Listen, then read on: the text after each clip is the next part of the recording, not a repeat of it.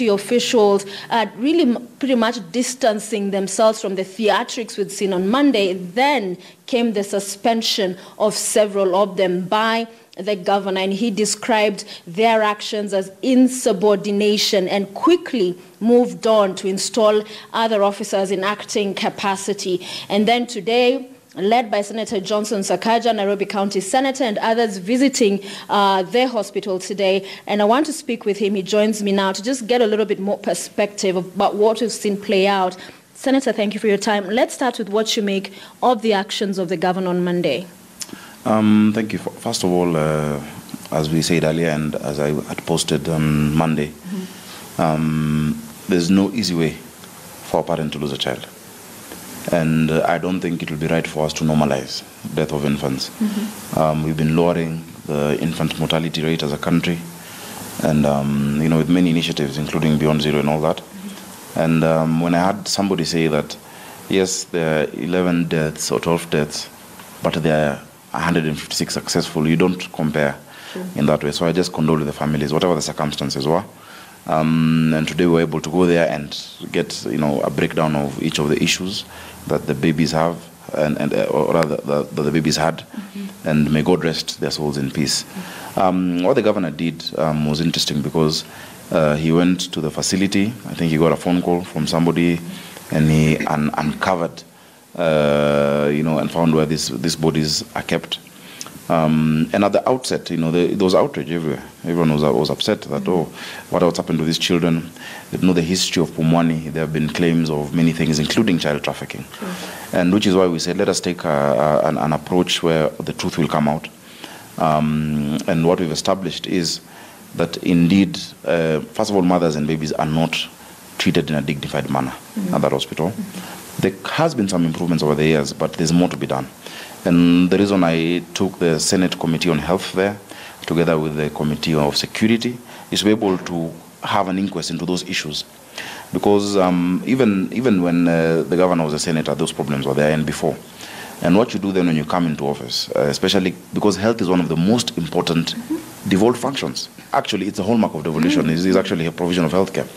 Then you should be able to already have an analysis of all your facilities. There are 100 and something in Nairobi. And of all these facilities, the key ones, Pumwani was a place of pride. It's one of the biggest. Actually, it's the biggest such facility in East and Central Africa. Then you should be able to know these are the needs of Pumwani Maternity Hospital. This is the budget of Pumwani. This is what we require. Cold storage facility was long overdue. Because you hear those bodies have been there because they missed the Wednesday shift to take the bodies to the mortuary and the Friday shift, and they do Monday, Wednesday, and Friday. So that's one of the first things we insisted on, but that must be provided. But on top of that, we want to see the entire facility and all and I'm very gracious to my colleagues in the Senate because what they've agreed to do is for us to look at all the healthcare facilities in Nairobi, what is required of it, how do we support the county government to deliver. Even the private sector, sometimes you can talk to them and tell them, look, can we give this place a facelift? Can we make sure that our doctors are well remunerated? Are we able to make sure there are stretchers in their beds? Because instead of, before I fire you for what I find, I need to find out if I've given you the tools that you need to be able to operate as a doctor. So I can't blame you for, packaging the baby like that if I'm the one who has not been able to provide the storage facilities. So that on one hand, Senator, as many people look at the governor and admonish his actions, you as Senator are meant to oversight him. He was Senator. It's known to everybody that the facility has not had storage facility in as far as a cooling room or a morgue, if you like. Why is it we've not done anything until this matter has gotten to where it is now? That is a good question because ideally, and we need to understand the steps within oversight. He's running his first budget. He had his plans, which have gone through the county assembly. The MCAs are the first call. Supposed to say, okay, this is what we require and this is what is being done. And normally, and I raised it to Ines, and I said, we can't just base our oversight on Auditor General's reports. We should be able to have the capacity to have this monitoring and evaluation done, and that's why we're looking for support for monitoring and evaluation. On top of that, we should be able to look at intergovernmental relations and say, look, national government, and I'm glad that Nairobi the Constitution provides that there must be an agreement between the national and the county government. Because Pumwani serves more than just Nairobians. Mbagathi serves more than just Nairobians, and so does Mama Lucy Hospital. So that is what we are doing, and that is what we require to be done. Because today it will be the hospitals, tomorrow it is the ECD schools, the next day it is the roads, the next day there are so many things that need to be done in a proper framework for the sake of the common mwananchi. Yeah. But the problem has been where we've been complacent, and where many people say, oh, things have always been like this. So let's get used to things being like this. I prefer we look at Nairobi and its problems, not in terms of what they've always been, but in terms of what Nairobi must be like. And from there, then we share and plan and say, look, this is what we need to achieve in the next 5 years. This is what we need sorted out.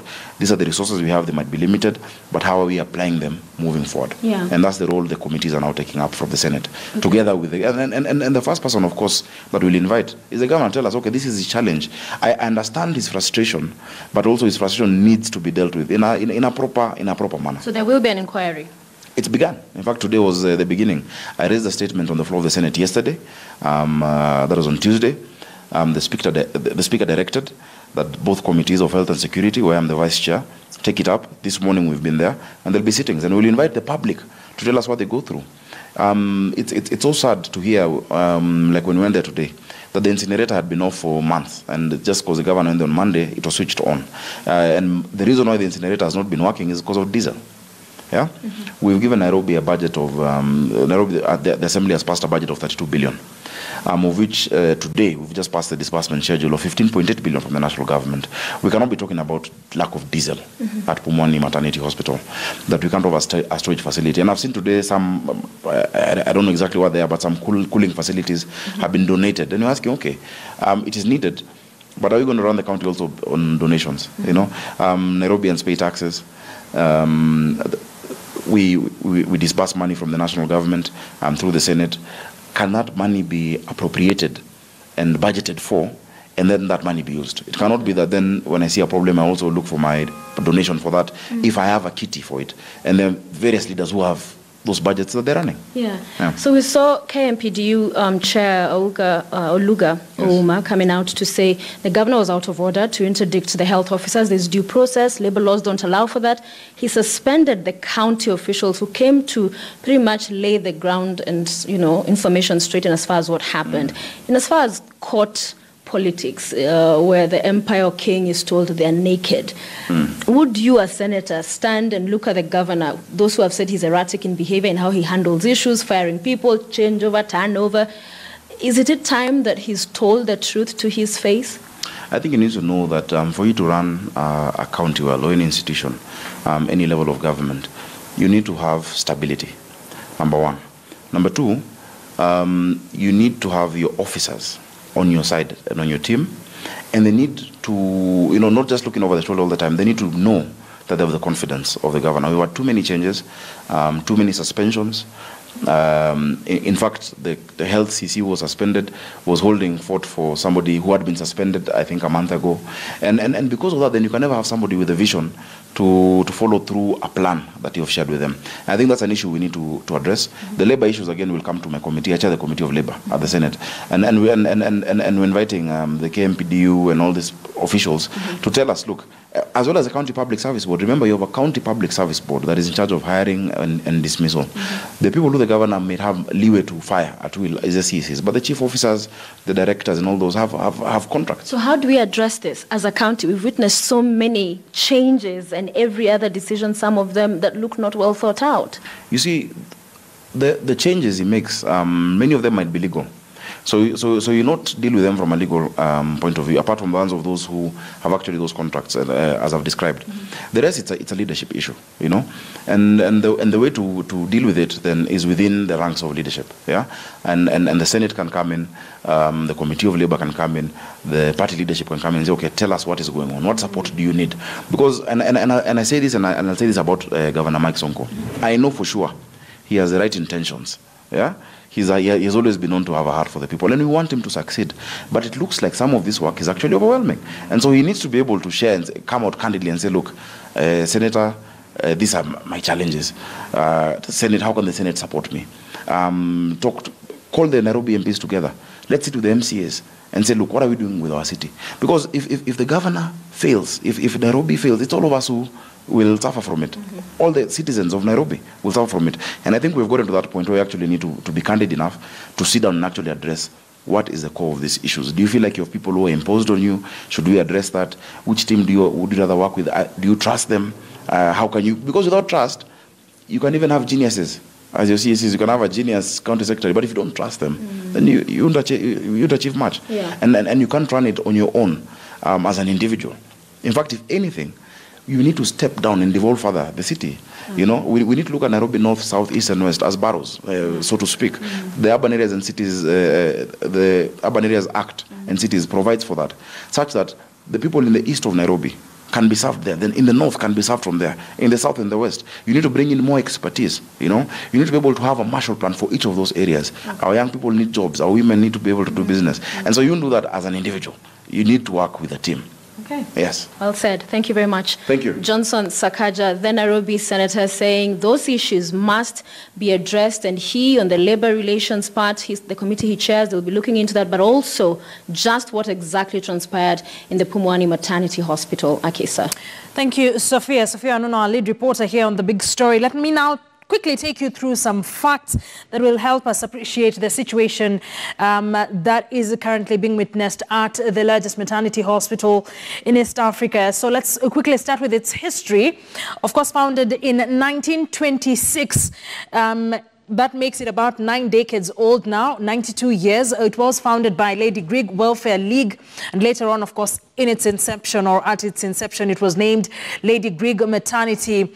2 years later, the first permanent building was put up with just 27 bed capacity. Definitely historic there for that particular hospital. Then to 1944, the hospital was taken over by the Municipal Council of Nairobi, of course, after being run by the Lady Grigg Welfare for about 20 or so years, and under the municipal council, the bed capacity was increased to 75 from 27 during its inception.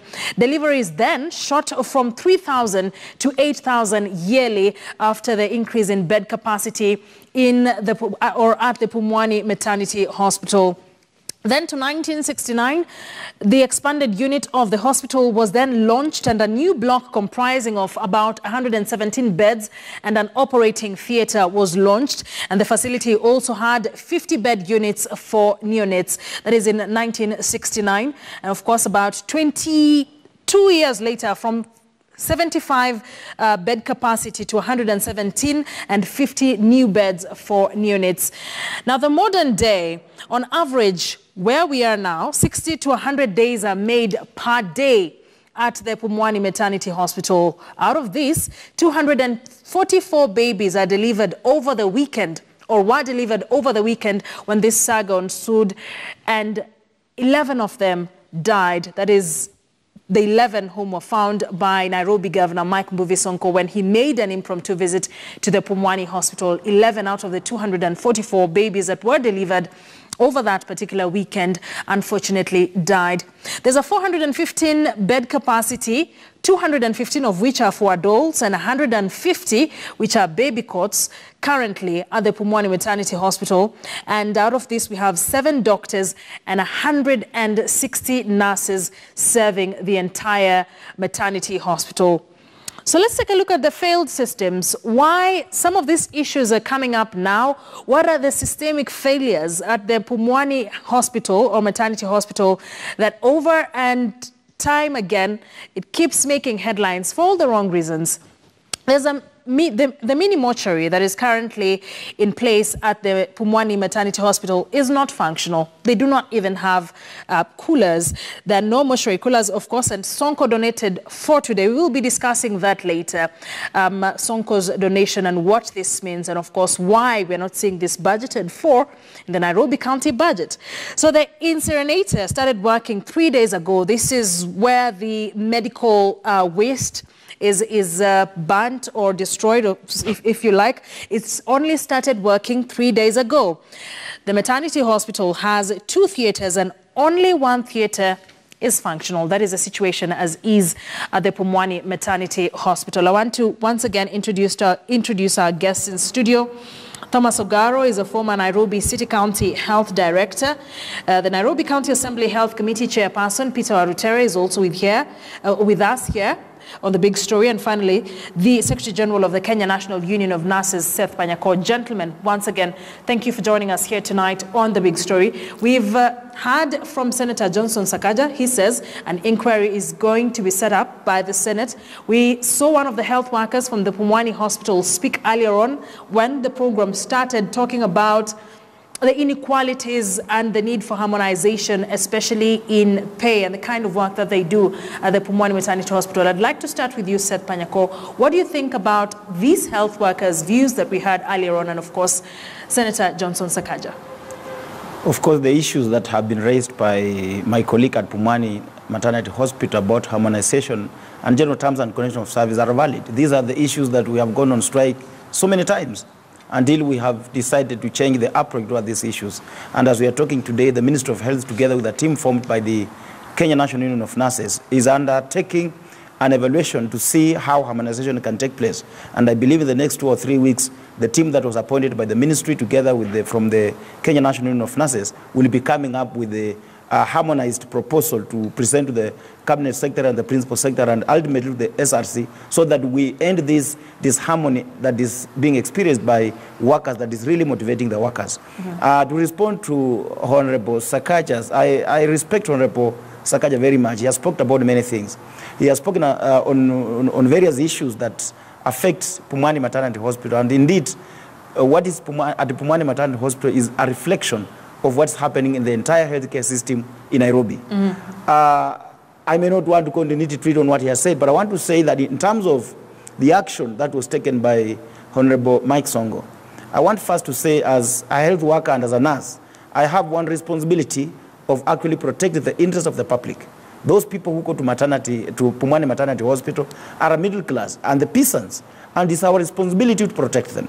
There is no any excuse that we can give, for example, as a Kenyan, as a health worker, as a professional. If you tell me that a hospital has 9 intrauterine ruptures, the uterus rupture, you have had mothers who have had burst uterus, 9 of them in a month, 7 in a month. Honestly speaking, that is not something that I can sit here and defend as a nurse. So you are reading negligence, especially in the health workers there?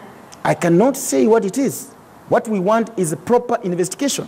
We want to find out, when were these mothers admitted in this hospital? I have managed a maternity unit, a very busy one. We were conducting up to 150 deliveries in a month. And I can tell you, for 2 good years, I never had a mother having to have her uterus rupture. So we need to have proper investigations. We want to find out, when were these mothers admitted in the hospital? What was their conditions? How long did they stay in that hospital before a decision that they should go for C-section was made? And when that decision was made, yes, how much time was it taken from the time the doctor made a decision that this should be a C-section to the time actually the mother was taken to theater? Mr. Panyako, what you're saying is you think something is totally wrong, especially there are so many things which are extremely wrong in Pumwani Maternity Hospital and indeed the entire Nairobi County Government healthcare system. I have held a meeting with my branch officials today in my office, and tomorrow we are holding meetings with the county government officials of the county government of Nairobi, and we want to find out what is happening. As a union, you have seen, we have not rushed to the media because we want to carry out investigations the way we did with the baby Jacinda Saka, where we did our investigations, and when our investigations were released, that is how the Jacinda Saka died. No one has spoken after we released our report. We already have the report from my officials on the ground, from the nurses in Pumwani, and I cannot reveal what I have, but what I know is there is something seriously wrong with the healthcare system in Nairobi, and we must investigate and bring everything on the table for the interest of our people. This is not something that somebody can say, I want to apportion blame on so and so. We must take responsibility, all of us. All right. It will be interesting to hear what your fellow panelists have to say about this, especially that we have the former Nairobi County Health Director with us here in studio, and of course the chairperson of the Health Committee in the Nairobi County Assembly. Let's take a quick break. When we get back, we get their reactions to what Seth Panyako has just said, that something is completely wrong with the entire Nairobi's healthcare system. Stay with us.